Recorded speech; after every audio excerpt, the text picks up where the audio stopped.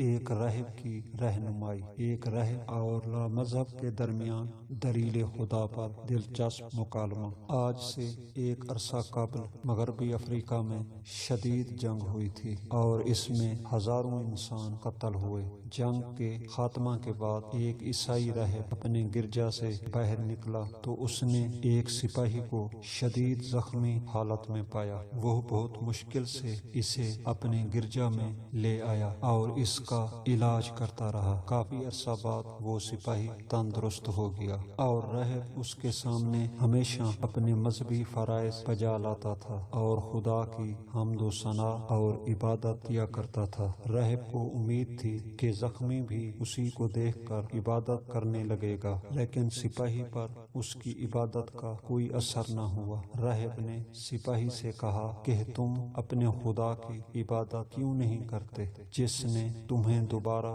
زندگی بخشی کی؟ سپاہی نے کہا کہ میں ایک موہوم خدا کی ہرگز عبادت نہیں کر سکتا۔ خدا کا کوئی وجود نہیں ہے، یہ سب تمہارا وہم ہے۔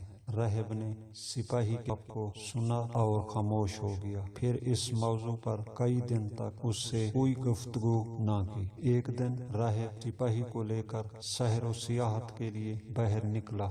زمین پر انہیں ایک جانور کے قدموں کے نشان نظر آئے۔ راہب نے سپاہی سے پوچھا، یہ کیا ہے؟ سپاہی نے کہا، یہاں سے کسی جانور کا گزر ہوا ہے اور یہ اس کے قدموں کے نشان ہیں۔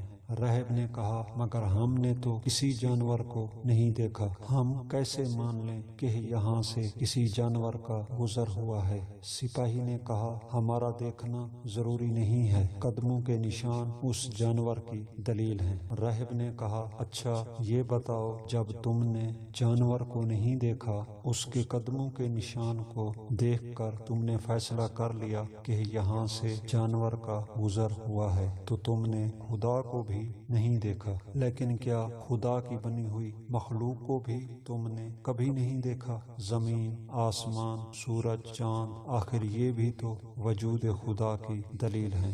راہب کا یہ استدلال سن کر سپاہی شرمندہ ہوا اور اللہ پر ایمان لے آیا اور راہب کی رہنمائی کا شکریہ ادا کیا۔